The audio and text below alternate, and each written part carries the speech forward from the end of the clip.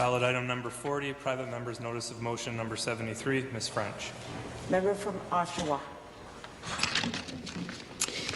I move that in the opinion of this House, the Legislative Assembly of Ontario calls on the Government of Canada to protect pensioners by amending the Bankruptcy and Insolvency Act and the Companies Creditors Arrangement Act to ensure that benefits owed to pensioners be given top priority in the event that a company files for bankruptcy.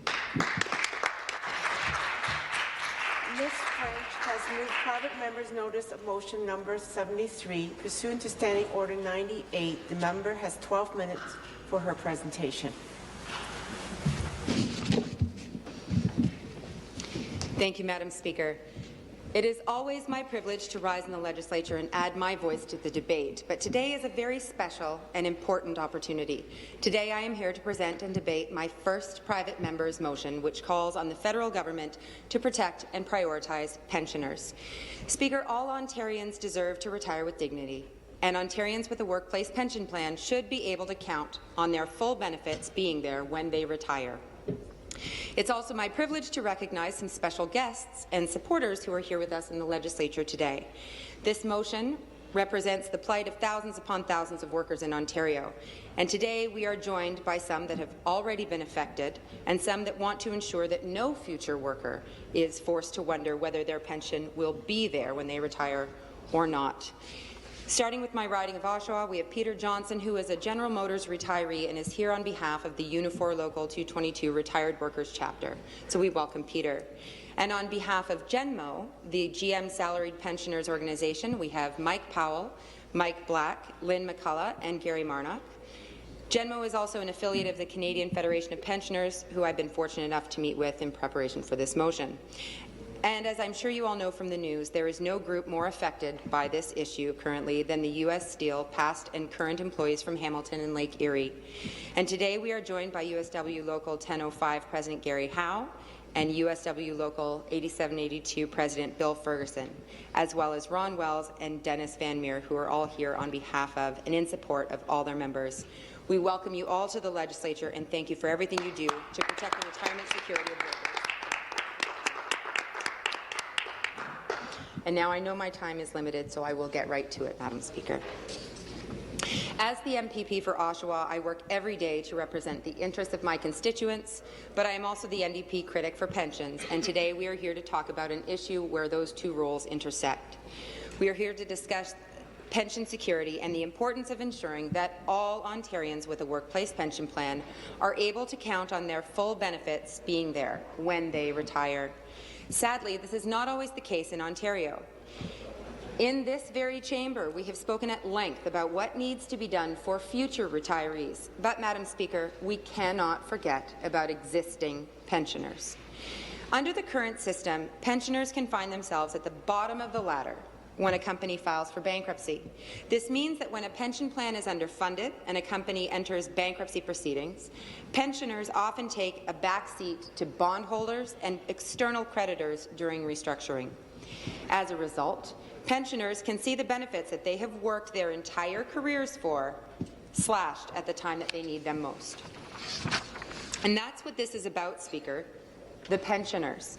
And there are a lot of them, and they come from a lot of different organizations and companies.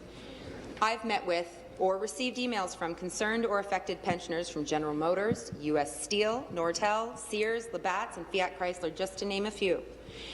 These are companies that represent tens of thousands of workers in this province, and their employees and pensioners are terrified about what is going to happen to their pension plans. Speaker, these individuals have done what they are supposed to do. They have worked their entire lives, contributing their own money off of each and every paycheck, yet they can't count on their pension being there when they finally need it. I've got stacks of emails. So I brought one with me, Madam Speaker, and this is one from a retired Sears employee. The Sears situation is one example where I myself, a 38-year retired employee, will be affected because of the lack of concern and action of the government. The government continues to allow large companies to defer the payments into pension plans, while all along allowing massive dividends to shareholders and fund managers. Speaker, that's a real concern. There are many real concerns. like this one from a GM employee who had so little confidence in the pension security system in Ontario that he felt the need to take a commuted value of his pension. He said, "I'm sure you are aware of the ongoing concerns by GM workers, past, present and future, that GM is struggling to keep their pension plan properly funded. With the risk that my pension could be significantly reduced down the road, I chose the commuted value lump sum. In speaking with fellow retirees over the last couple of years, most have taken the lump sum due to a lack of confidence in the GM pension funding." Speaker, this is a significant decision that pensioners should be able to make of their own accord, not under duress and not because of the fear that it is the only way that they will ever see their pension. That's right. And pensions are not fringe benefits. They are deferred wages that workers have earned and that have been put aside so that they could retire in dignity. Quite simply, this is a matter of fairness. It isn't fair, it isn't right, and it has to change. Absolutely. So today, we are here debating my first private member's motion, which calls on the federal government to prioritize pensioners during bankruptcy proceedings. The motion mirrors a private member's bill first introduced by Jack Layton in 2009 and calls for amendments to the Bankruptcy and Insolvency Act and the Companies Creditors Arrangement Act to ensure that benefits owed to pensioners be given top priority in the event that a company files for bankruptcy. This is a federal change, Madam Speaker, but it affects thousands of pensioners and their families in Ontario. And as a representative of those pensioners, we in this legislature need to take a stand. Canada is one of the few countries in the OECD to offer zero protection for pensioners in the event of corporate bankruptcy. And although the Ontario Pension Benefits Guarantee Fund may help soften the blow for some, it does not guarantee that they will get anywhere near the full amount owed to them. It is unfair and shameful that pensioners may suddenly find their pension cut by upwards of 40% through no fault of their own, simply because their former employer goes into bankruptcy. We saw it happen to employees at Nortel when the company collapsed in 2009, and we are watching it happen to employees of U.S. Steel before our eyes. And we want to ensure that no worker in Ontario will be condemned to the same fate in the future. With the U.S. Steel example, we've seen U.S. Steel Canada pay back a loan to its parent company in the United States before funding its pension plan. It is astounding that we have allowed this to happen. Yep.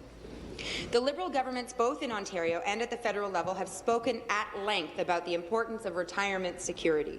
But retirement security in the province can only be strengthened when no one is left behind and when Ontarians feel confident that the promises made to them will be kept. So today we are calling on the government to take a stand and give existing and future pensioners the support that they deserve. And I am asking the government and the opposition to support this motion because it affects constituents and their families in each and every one of our ridings. This is fundamentally about what is right and what is fair. And as always, Speaker, as MPPs, we are not the experts, but we have the opportunity to meet with the experts and the affected individuals, and I've done my best to listen. I've met with workers and pensioners, those affected by this issue, and those who want to make sure that no one else will be affected. Speaker, I want to make sure that everyone here remembers that it is pensioners who this is really about. So I'm going to finish off with a few statements of support from those that are actually in this fight. First, from USW Locals 1005 and 8782 on behalf of their members. Quote, "For the last 7 months, thousands of pensioners and surviving spouses in our communities have suffered physically, financially and emotionally as a result of the shameful elimination of their post-retirement health benefits by U.S. Steel Canada. We see their suffering and hear their stories every day. We see pensioners who have exhausted all of their savings and who must now scramble to find the money to buy the prescription drugs they desperately need. We see the retirees who are going without their medication, their treatments and the tests they need because they cannot afford the cost. These pensioners are not asking for handouts. Their benefits and pensions are not gifts bestowed upon them by some benevolent employer. They earned their benefits and pensions during a lifetime of work. They deferred wage gains and made other concessions throughout their working lives in exchange for receiving decent decent pensions and benefits during retirement. It is unconscionable that the laws of our country allow pensioners to be denied the deferred wages and benefits that they earned. It is equally unconscionable that any of our political leaders at any level would not support changing these laws to defend the rights and interests of our pensioners. It is time for our elected leaders to stand up for the rights and the dignity of the most vulnerable residents of our communities. Next, from the Genmo Salaried Pension Organization, on behalf of salaried workers at General Motors. Genmo directly advocates on behalf of the 8,000 members of GM Canada's salaried pension plan. As all private defined benefit pension plans share the same security risks, we indirectly advocate on behalf of the 1.5 million Canadian families, including all 50,000 members of GM Canada's pension plans. Companies who choose to file for restructuring or bankruptcy can and do abandon their pension obligations, resulting in significant pension reductions and loss of medical benefits for plan members. Pensioners have little or no ability to recover these losses, unlike all of the other stakeholders. Nortel, while not the only example, is the best known.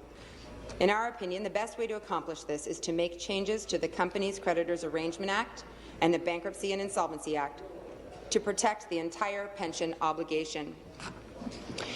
And finally, Madam Speaker, the Retired Workers Chapter of Unifor Local 222, and on behalf of all retired GM workers in Oshawa, I'd like to read this statement. On behalf of the more than 13,000 retirees in the Retired Workers Chapter of Unifor Local 222, I commend you for bringing this motion forward. It is long overdue, as we firmly believe that Ontario's pensioners should be given top priority for all benefits, pension and health care, that were promised and negotiated in good faith with the employers over the years. On behalf of our membership, we support this motion fully. Speaker, pensioners are not a bottom-rung priority, and it is our responsibility to ensure that they are not treated like one. Everyone deserves to retire with dignity, especially when it comes to pensioners who have worked and saved their entire working lives. Right. It is our responsibility to improve the system and give them the protection that they deserve and need. There is a long way to go, but we have an opportunity today, and I ask that everyone joins me by supporting this motion. Thank you, Madam Speaker.